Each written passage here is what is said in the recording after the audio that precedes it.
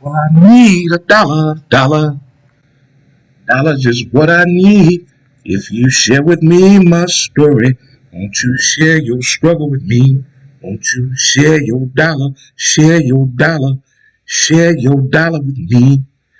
Way back Wednesday, what up, folk? Everybody staying warm. I know temperatures are changing out there. Are you following the recommendations for keeping your house warm?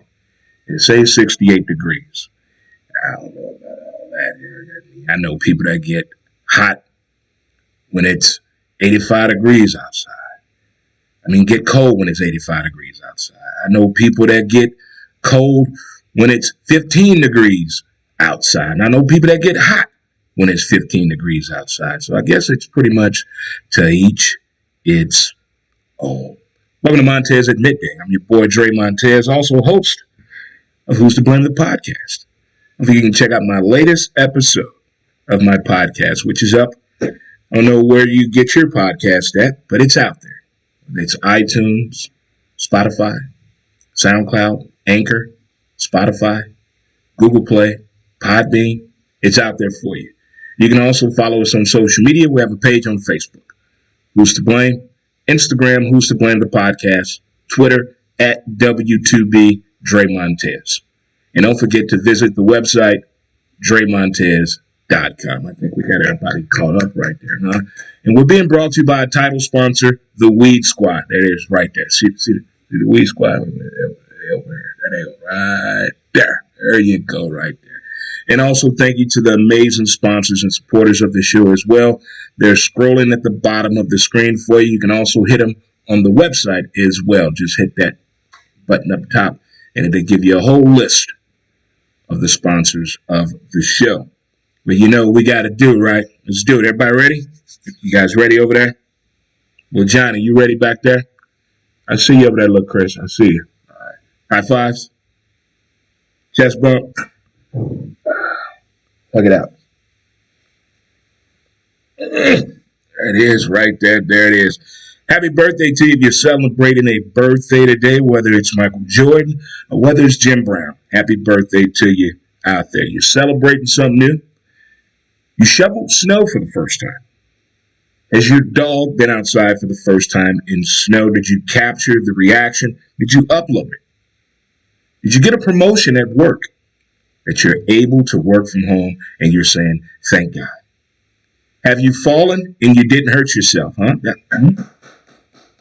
When you're over 35 and you fall in the snow unexpectedly, the next day is going to be painful. We can laugh and joke about it the day it happened, but that next day, you're going to see bruises on your body like it was bondage night at the house and you forgot your safe word. So keep that in mind.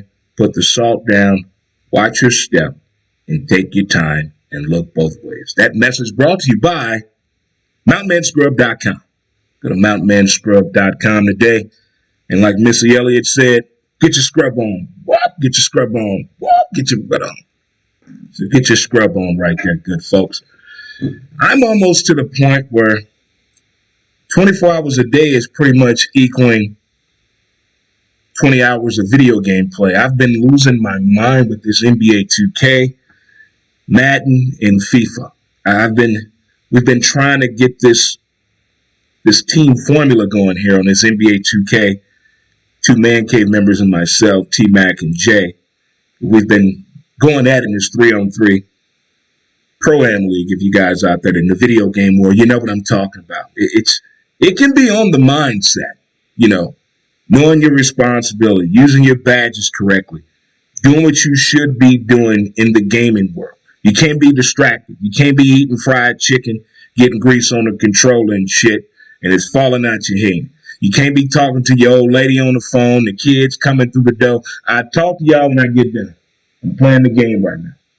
People can hear everything in the background. There's a whole lot of things to consider in the gaming world right there. Let's get hydrated. I think I'm going to run my mouth today. Because it was way back Wednesday, by the way. At 50 years old, way back Wednesday kind of means a lot to me. And with this snow being on the ground, and the consideration on Fox 2 News tonight, they're going to talk about my high school, Sumner High School. We opened it, we closed. Whatever they decide to do, that's a historical landmark. I say all the people that went there should donate something to the school and turn it into a museum. That's all I'm saying. Those are my thoughts right there. Brought to you by Who's to Blame the Podcast. All right. We got sports, entertainment, family. And what made me think of this was the J.J. Watt story. Houston Texans, the debacle in Houston,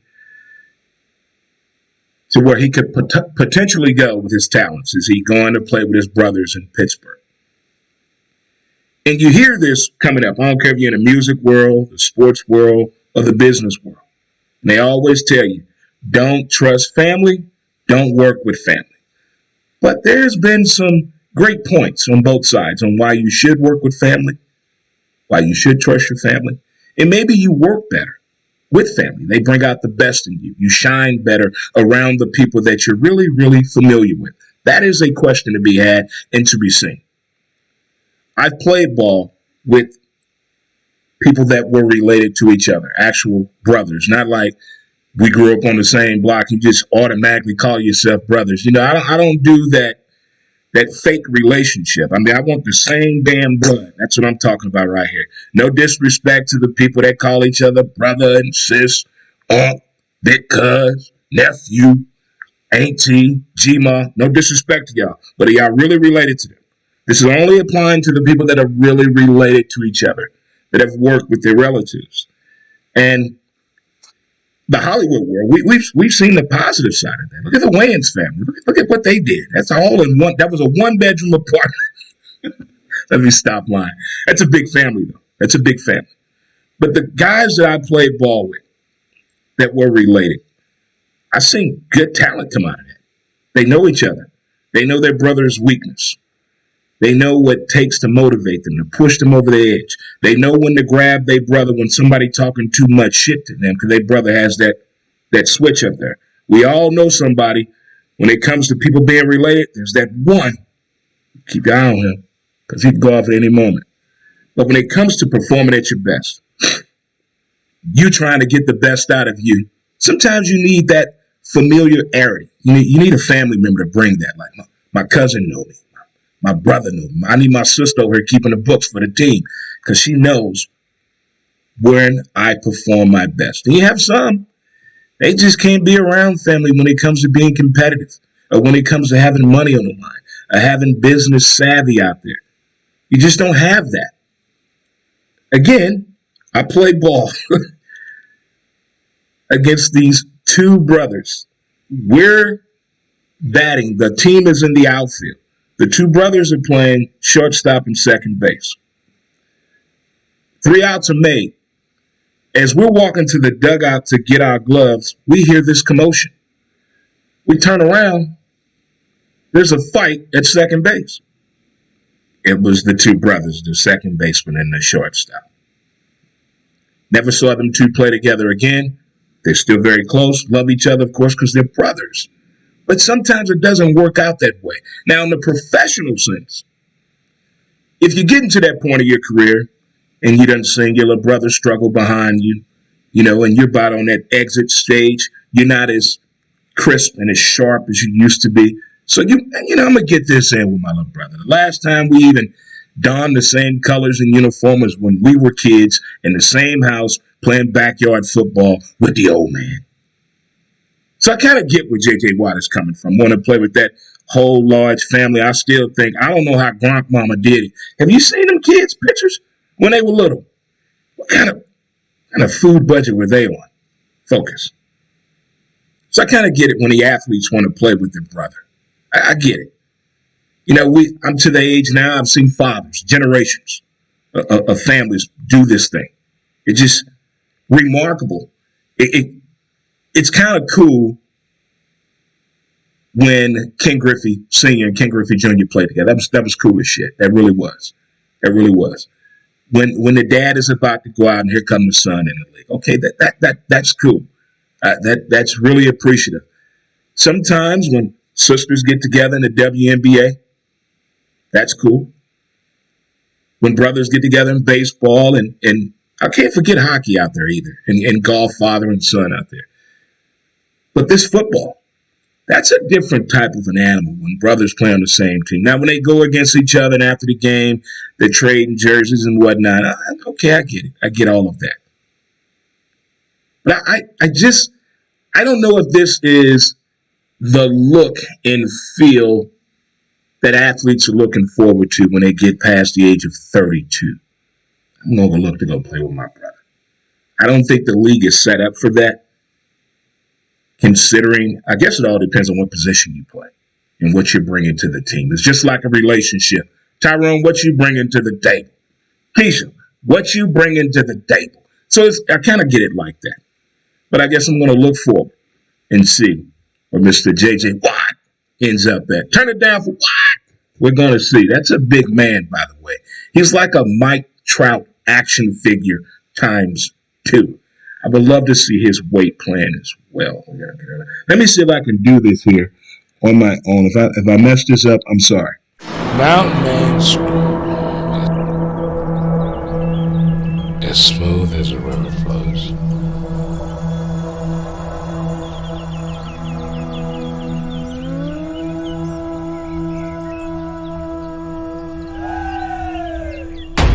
MountainManScrub.com.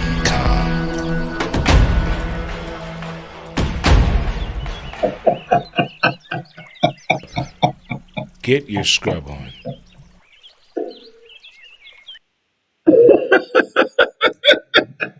Get your scrub on right there. All right, that right there. That first break right there was brought to you by MountainManScrub.com. Get your scrub on and use DRE in the promo code today. Great for your hands, great for your elbows, knees, foots, and tattoos out there. So, here you go right there. We're going to move this thing right along right there. As a young person, as a teenager, as a young man, and now the age I am, I have conflicting thoughts of what I thought about actors, movie stars, television people, and sports figures.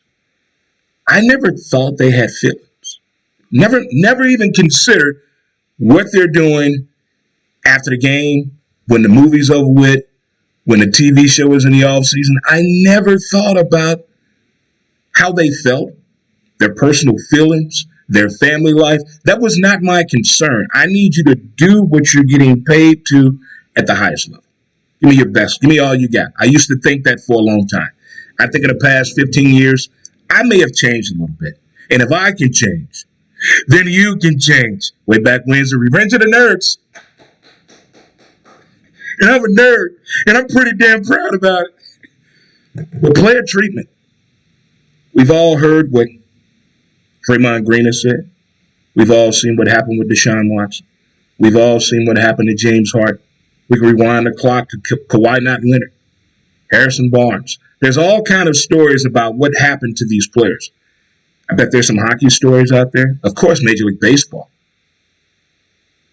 golf, NASCAR, the NFL, NBA. When it comes to the professional athlete, no one's going to get it right. But here's one thing I can tell you. We all have rights and responsibilities for each other and to each other. But on the other side, when you get a job, they give you the employee handbook they used to back in the day. And then they gave you these policies and procedures. There was a board right here. This was the mission statement, what this company required of you, and what they were going to bring to the table as well. There was like a mutual agreement here on how we're going to treat each other.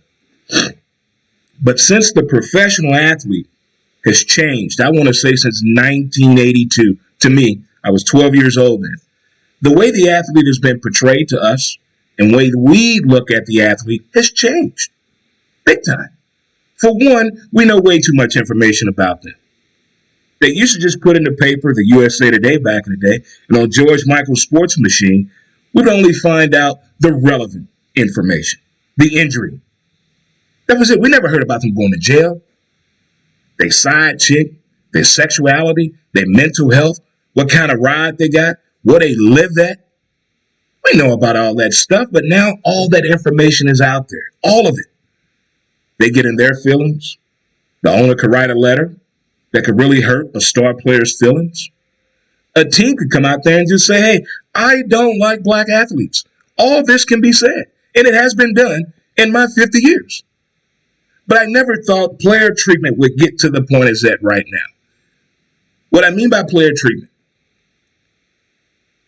if you don't understand what you're getting yourself into, you should hire somebody to break down that contract before you sign it. Before you understand what you're getting into. You saw by Al Davis versus the NFL how powerful the NFL is. You saw by the Major League Baseball strike situations over the past few decades how powerful they are. We saw what golf did to people of color.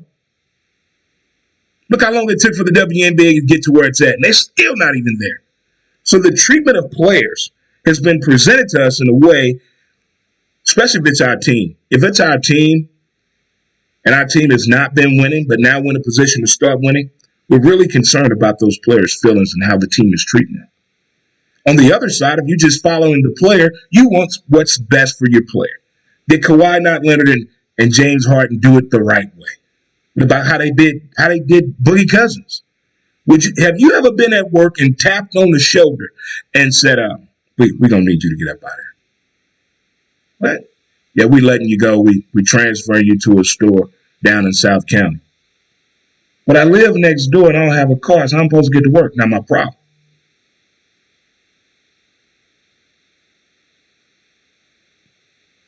But you work for the league.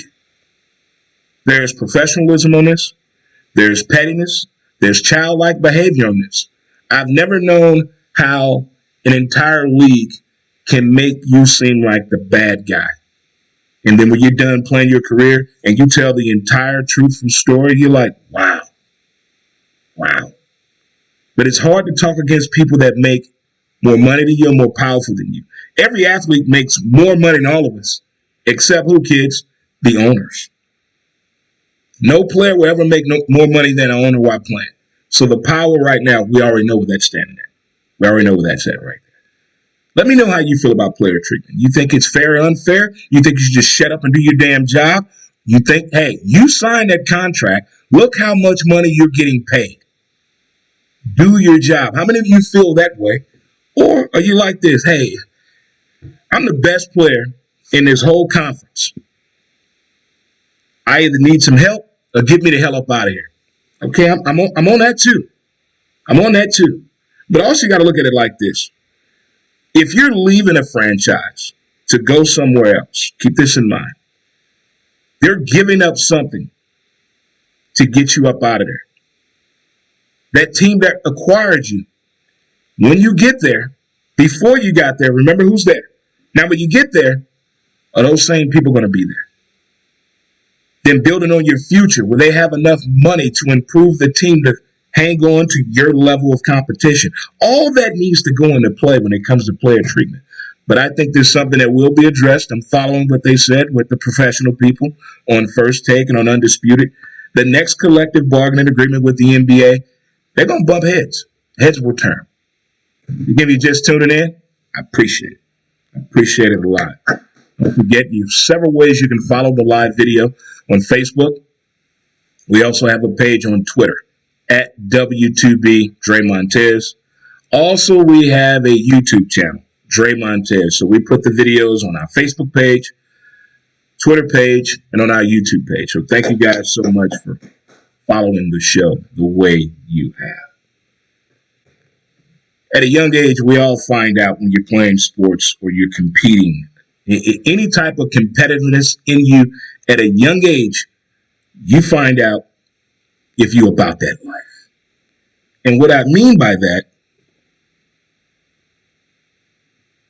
do you blame the equipment? Have you ever lost your shit when you're competing in sports? What brings me up is considering what's going on in the land down under at the Aussie Open, the world of tennis. I love when tennis players, male or female, lose their shit. That racket takes a beating. They lose their damn mind. Google, YouTube, some of the tennis rants out there. This is way beyond John McEnroe. for people that are old enough to remember that. Yeah. John McEnroe. Yeah. Used to be married to Tatum O'Neal. Ryan O'Neal's daughter. Paper Moon. Yeah. That young lady. See how we kept that going? But tennis players lose their mind. You find out at a young age if you have the temperament to go forth when things don't go your way.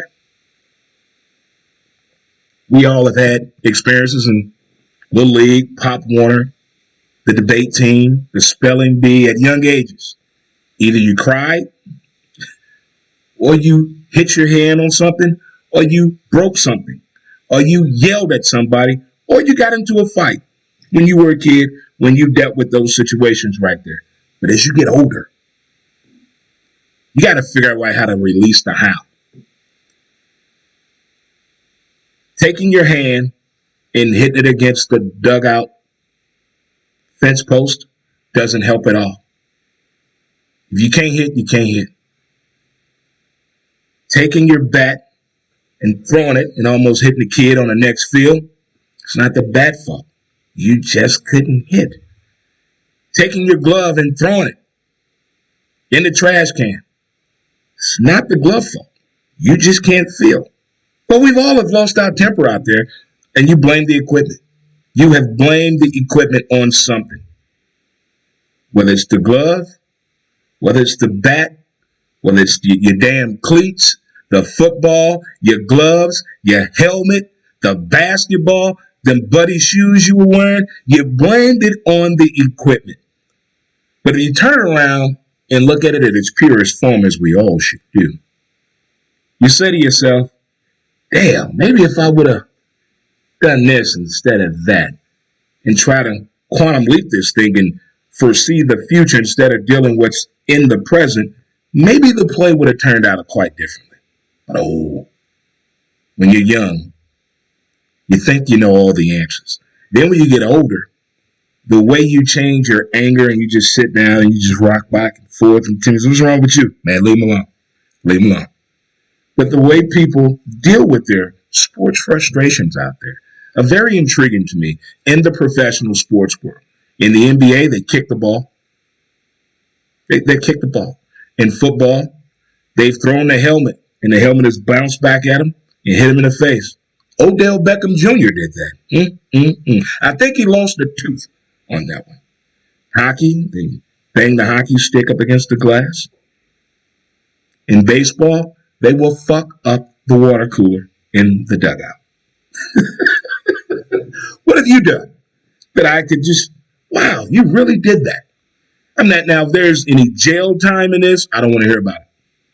If any blood from another person, now, if you got into a fight, I don't want to hear about it. But I'm talking about you, the individual frustration outlet. What did you do? Share that with me. With all kind of social media ways to do it right there. Just hit the button, get the typing, and hit send. And you let me know right there. There it is. All right. Way back Wednesday. I've been wanting to have this conversation for quite some time. Kids today are what, everybody? Lazy as shit. You know why? You know how many people I saw post? No one to shovel their driveway. Their car looked like a catastrophe. But there are 3 to 5 kids in the house. PlayStation 5 is affordable. I didn't see nobody knocking on any doors. Can I shovel your driveway and your steps? When we were kids, we had to hustle game down. I'm talking from raking leaves, cutting grass, shoveling snow. We stepped up the game in the projects when we got our own bag of salt. That was a game changer. Kids today are not what they used to be. Shovel the snow, kids. Shovel it. All right, last night we had some great shows on TV. New shows out there. The Rock. Keenan from Keenan and Kel and Good Burger, which my oldest son, Stormy, I thought this dude, Keenan, was a real person, like lived with my son when he was a kid. He was so crazy about the dude. And last night's episode of Blackish. The Rock. Dwayne Rock Johnson. Can you smell what the Rock is cooking? Can I do the eyebrow?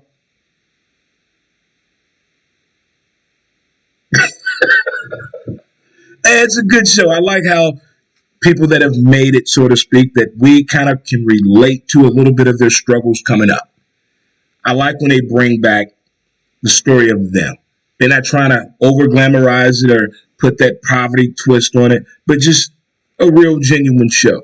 And for the first episode, I kind of like the way that they're doing it. It's kind of like a Lorne Michaels type of way with Saturday Night Live and some of his movies, where the actual person in today's present form is reflecting on their life, which is being portrayed right there. Pretty cool. The dude that played Andre the Giant, the name Andre was said in all three shows last night. Makes me feel proud. Keenan, good show. I want to see down the line between The Rock and Keenan if they're going to add a laugh track or due to COVID, why they don't have a studio audience. But I want to know if they're going to add a laugh track down the line. Keenan had some good one-hitters, but I'm curious, has anyone ever made this pie cake thing out there? Has anyone made a pie cake? If you have, let a brother know.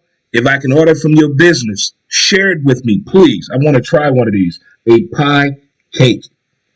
You know, Blackish, they touched on something last night I've always been intrigued about.